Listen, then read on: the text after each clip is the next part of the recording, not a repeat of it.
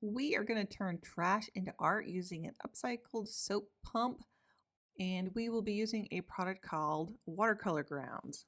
All right, so first of all, you're probably thinking, what are watercolor grounds? I've never heard of those. Watercolor grounds are a type of primer, and you can use that primer on all kinds of different substrates or surfaces. For example, on plastic, on wood. You can also use it to fix watercolor mistakes on your watercolor paper. Basically, it just creates a porous surface on anything that you put it on, and it's going to adhere to it, and it's going to allow you to use watercolors on top of that surface. And it's going to spread just like it would on a watercolor paper. How cool is that, right? Do I have any right here so I can show you?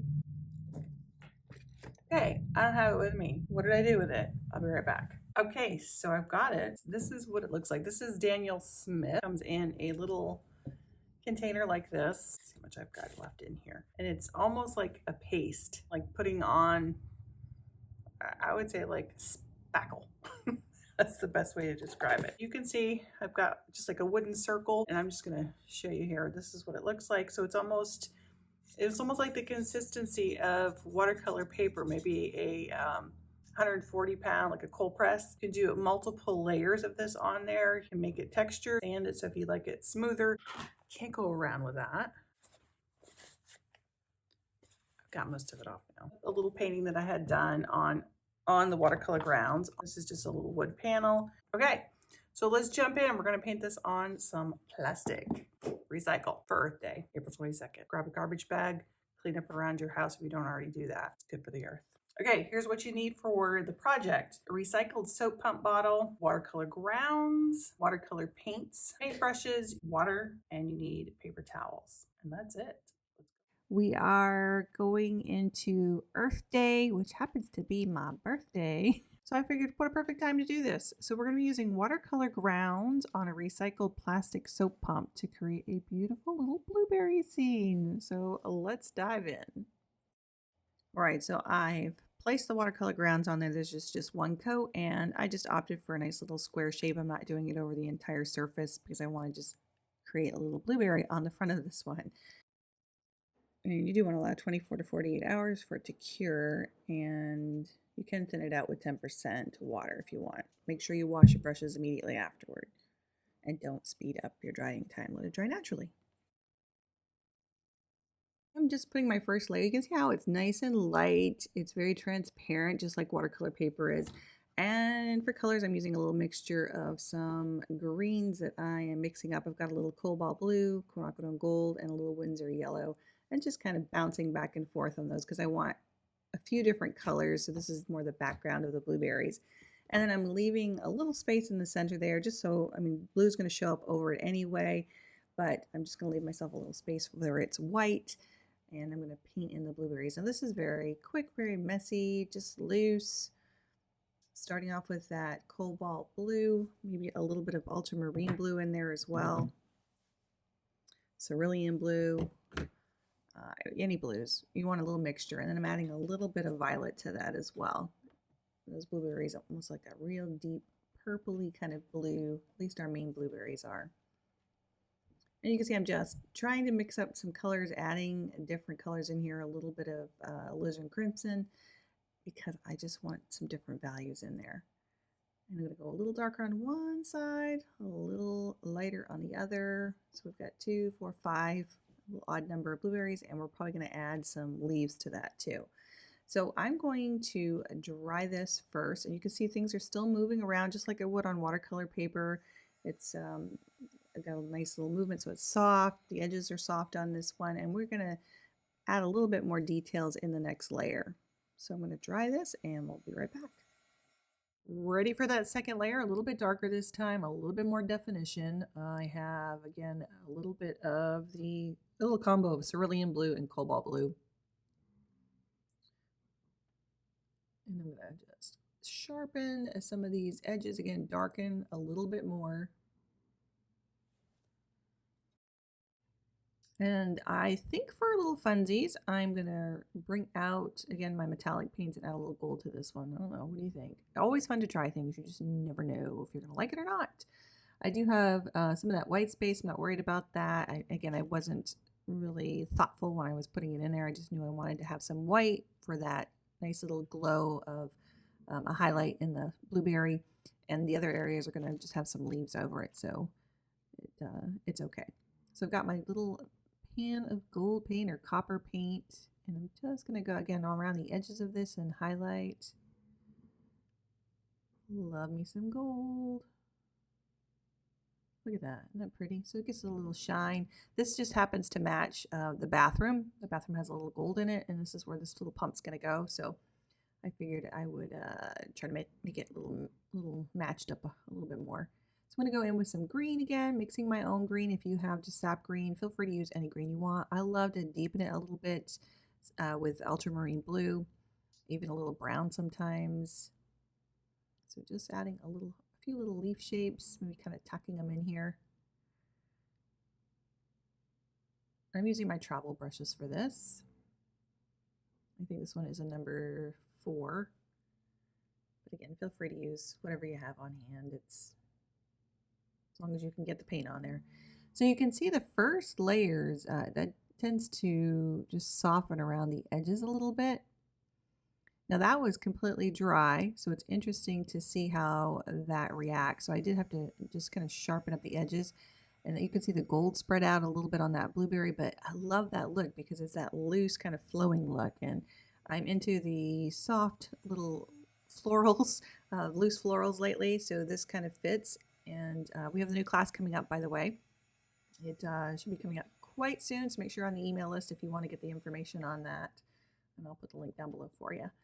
So I'm going to just, I think, go a little bit darker now. I'm adding a little bit more blue to this. And let's see if we can define those edges a little bit more. So it's not quite as wet. And again, this is the second layer. It almost adheres better the second time. And I think it's just because I don't have quite as much water on my brush. I'm going a little darker here. Trying to just sharpen it up a little bit more. I do love the looseness though. Just maybe a little bit larger. And I do have a little white space over there. Not sure if I'm going to fill it in or not yet. Add a little gold to those leaves. A little matchy-matchy. Oh, so pretty.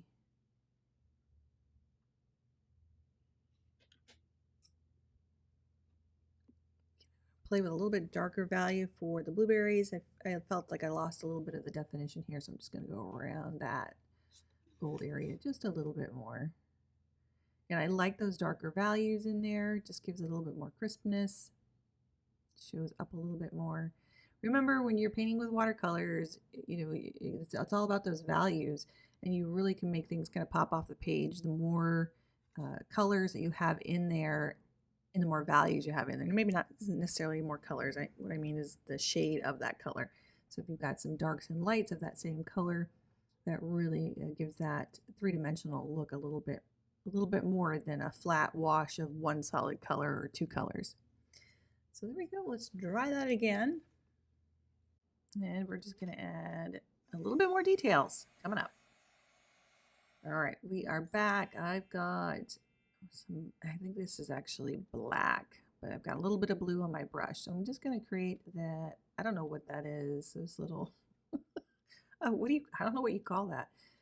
Little stem is made. I guess it is a stem. I don't know. There's no stem on them, but again, just a couple little touches. I'm eyeballing it. What do I think? So I do know that I need to seal this because it's on this watercolor grounds and it's on plastic. It can scratch fairly easy. So you're going to need some type of a varnish of some sort or some type of sealant. You can either use spray sealant, you could use the brush on. Again, just being careful, test it out before you go ahead and do it to make sure that nothing is going to move. Make sure it's completely dry. I'm going to use a little bit of a Sharpie, I think, just to, again, play. I'm going to do a little crosshatch on here just for funsies. Give it a little bit more detail. Whether it needs this or not, I don't know. Sometimes I just really like to get some really crisp lines with a pen. So I'm going to use Bright Tone varnish. This is what I happen to have on hand. It is a brush on, so I'm going to use that for this one to seal it. And I've had this one sitting in my bathroom. It held up wonderfully, even with, you know, water and things like that splashing around. You just want to make sure it doesn't sit in the water. So I would, you know, just kind of clean it up every once in a while. I didn't want it to be too wet. I just love this one. So it's a great way for you to just play around and, you know, try some things. It's a great way to also match your bathroom if you've got like a little theme going on in there where you could paint your own, have a little piece of art that matches it. All right, so again, you want to make sure everything's completely dry, and this is the brush on that I have. And I'm using a big brush. I'm not going over this a bunch of times because I don't want to reactivate what's underneath. So just being really careful, very thin layer. And you could do this a couple of times. The more layers you have on it, obviously, the better it's going to hold up for you. I did, I think, 2 layers. And then I just, went ahead and did this because this is somewhat shiny. You can do a satin finish, you can do a gloss, whatever your preference is. But just wipe off any excess because that is, especially if you're using a gloss, it's going to shine. You're going to see that. So I'm just holding up to the light, kind of looking to see where the shine is. And I'm just going to take a cloth and just wipe around that really carefully to make sure that I don't have it shiny on the other areas other than just the painted area.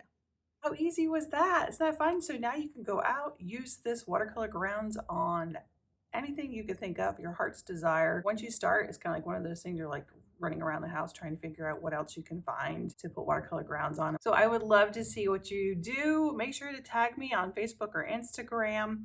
I'm really trying to build up my channels over there. YouTube, you've been fantastic. I think we're up to 18,000 subscribers here, but I'm slow growth on my Facebook page and my Instagram page. I've got to post more there. And don't forget, if you want to do a little bit more of this and dive in, I have a Patreon account, which is still fairly new. We're always exploring in there. We have a great group of folks. All right, we'll catch you later. Bye.